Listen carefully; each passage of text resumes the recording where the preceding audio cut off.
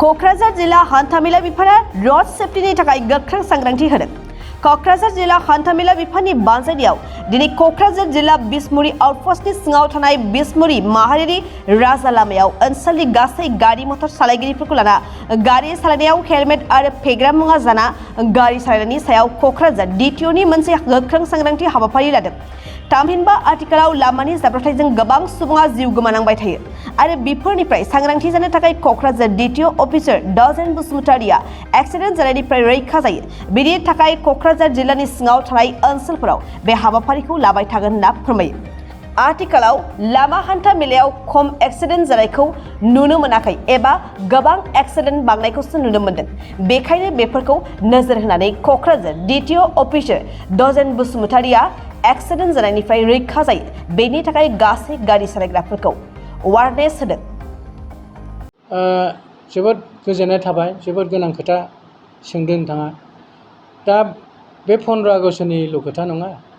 क'क्राझार जिल्ला हान्थामेला बिफाना रड सेफ्टिखौ लानानै सानफ्रामबो सांग्रां, बिराद सिरियासलि लागासिनो दङ।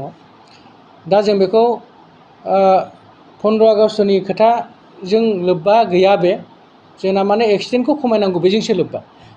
दिनैबो बिसमुरि हाथायाव, बिसमुरिया दिनै समबार फुंनिफ्रायनो हाथाय जायो। बेवहाय फुङावनो थांनानै माने बिसमुरिया 10टा ब्लेक स्पट, माने फुरा क'क्राझार डिस्ट्रिक्टआव 10टा लकेशनखौ ब्लेक स्पट हिसाबै आइडेन्टिफाइ खालामनाय जादों। बेनि गेजेराव बिसमुरियाबो मोनसे।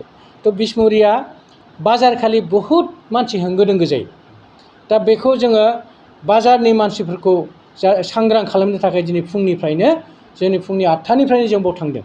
थांनानै बेवहाय माइकिं खालामनानै पाब्लिकफोरखौ लानानै बाजारनि माबाखौ कमिटिनि सेक्रेटारि प्रेसिडेन्टखौ खाथियाव लानानै बे जायगानि गारि सालायगिरि हन्थानि प्रेसिडेन्ट सेक्रेटारिखौ लानानै टट' गारि सालायग्रानि माबाखौ लानानै फरायसा फरायसुलिफोरखौ बारफुबाय थानाय समावनो जोङो माने नैबे माबाखौ एवारनेस प्रग्रामखौ दिनै खालामदों।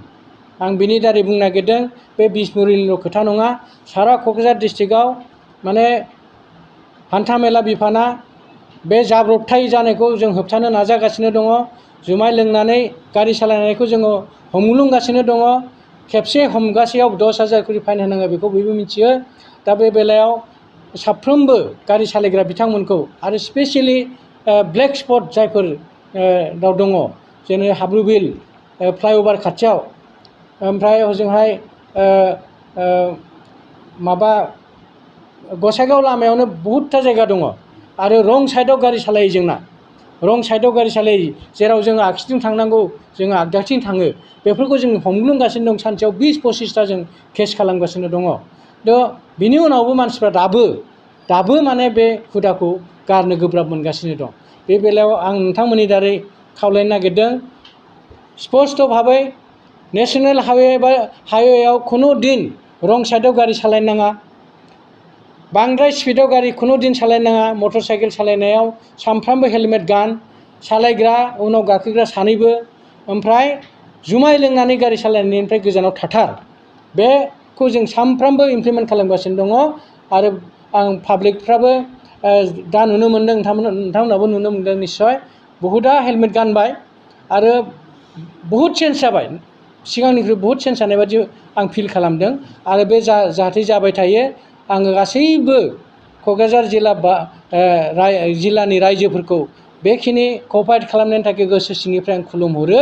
आरो बिथांमोना जाहाथे आरो साबसिनै माने रैखाथिखौ गोसोआव लाखिनानैसो गारि सालायो, बेखौ आं गोसो सिंनिफ्राय हांख्रायनानै आं बेखिनियावनो आंनि बुंनांगौखौ दोनथ'बाय।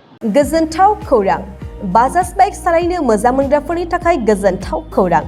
दावहारु अट' एजेन्सिया बाजाज बाइक सालायनो मोजां मोनग्रा रायजो राजाफोरनो होगासिनो दं इन्डिपेन्डेन्ट डेनि थाखाय ल' डाउन पेमेन्ट आरो इजि एक्सचेन्ज अफार। 1 आगस्तनिफ्राय 15 आगस्तसिम होगासिनो दं क'क्राझार दावहारु अट' एजेन्सिया आरो क'क्राझार जिल्लानि सिङाव थानाय काराइगाव, दतमा आरो बडगावआवबो 3 आगस्टआव फेस्टिभ आउटलेट गोदानै बेखेवनो थांगासिनो दावहारु अट' एजेन्सि। बे गोदानै बेखेवनाय ब्रान्च श'रुमआवबो ल' डाउन पेमेन्ट आरो इजि एक्सचेन्ज अफार लानो हागोन। बाइक सालायनायाव हमनो थाखाय हेलमेट बेसेन लायालासे बाइगिरिया मोननो हागोन आरो सीट कभार्स बेनि अनगायैबो जाय फाइनान्स लागोन बिथाङा खम डाउन पेमेन्ट होनानै लानो हागोन। बायग्रा ग्राहक सुबुंफ्रा दावहारु अट' एजेन्सियाव बाजाज बाइकखौ बायनो सानोब्ला नैबे मबाइल नम्बर 8822018193 आरो 6300399187 आव थोंजों फोनांजाब खालामनो हागोन।